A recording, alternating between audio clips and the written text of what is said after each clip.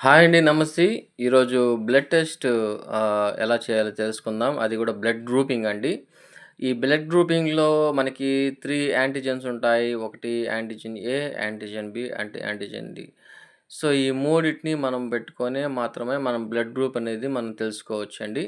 ఈ యొక్క blood group అనేది ఇంట్లో కూడా చేసుకోవడానికి గొప్ప అవకాశం అయితే ఉంటుంది. మనకి చిన్న స్లైడ్ ఉంటే సరిపోతుందండి. దాంట్లో మనం ఏం చేయాలంటే ఏ అనేది బ్లూగా ఉండేది ఏ అనమాట. యెల్లోగా ఉండేది బి అనమాట. అండ్ వైట్‌గా ఉండేది ఆర్‌హెచ్ అనమాట. సో, ఈ మూడిటిని వేసుకున్న తర్వాతనే మనం తెలుసుకోవచ్చండి.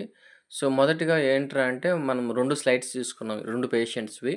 పైన ఒక పేషెంట్, కింద ఒక పేషెంట్. సో, ఇందులో మనం చూసుకున్నట్లయితే బ్లడ్ మిక్స్ చేస్తున్నాం చూసారా అండి.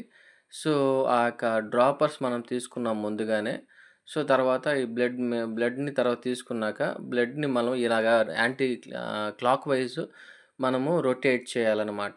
అది బ్లడ్ ప్లస్ ఇదనమాట. ఇది బాగా అంటే సెపరేట్‌గానే చేయాలండి. మనకున్న టిప్స్‌తో ఈచ్ టిప్పు వేరే వేరేగా తీసుకోవాలి. ఒకే టిప్‌తో అన్నిటిని చేయకూడదండి. బ్లడ్ మిక్స్ అవుతుంది యాంటిజెన్స్ అప్పుడు సరిగ్గా రాదనమాట. సో, రాంగ్ వాల్యూస్ అయితే వస్తాయి.